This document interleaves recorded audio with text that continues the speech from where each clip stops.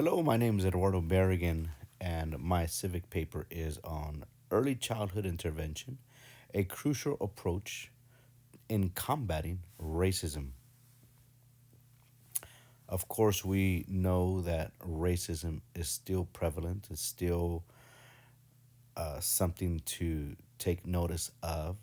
There is a generation that has been rejected, wounded, victimized, but also we need to understand that healing is available and has taken place and will continue to take place.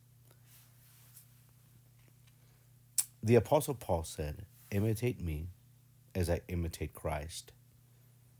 If we will continue to see healing and in our generation and for the next generation, we must continue to imitate or model a love posture. There was a study explored by Maria Monterio.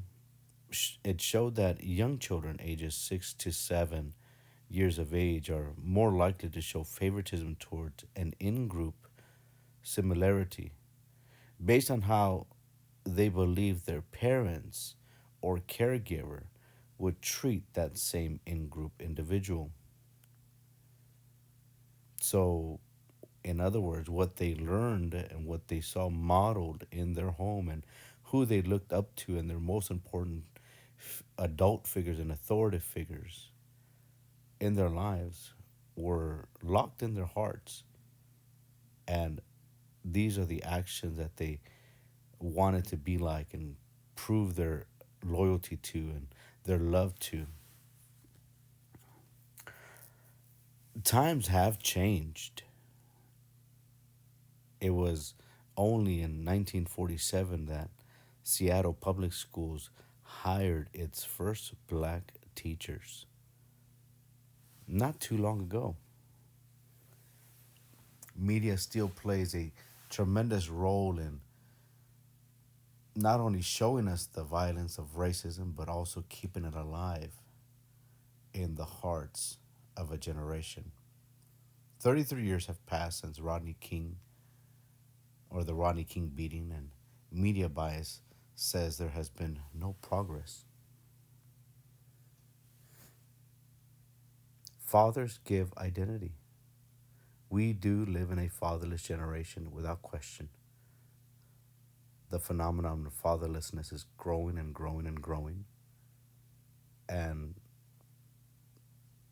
if no intervention, it will continue to grow. According to a report released by the Clarion Ledger, children without a father engaged in their life are more likely to end up imprisoned, especially boys. They're less likely to graduate high school, more likely to be unhealthy, and girls are more prone to teen pregnancy.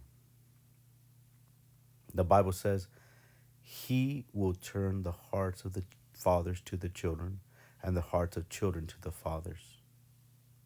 It goes on to say that, lest the Lord bring a curse on the land. So, is this what we're experiencing in today's generation, day and hour? A curse from fatherlessness, from pride, from distractions, from self seeking. Fathers that don't take their place in their home or to bring identity to their children and tell them who they are. We must, in this hour, seek strength through diversity. A quote by Carl Chung. It says, the world will ask you who you are, and if you don't know, the world will tell you. But there's a greater identity given to us through Christ. He said, by this the world will know that you are my disciples, by your love one for another.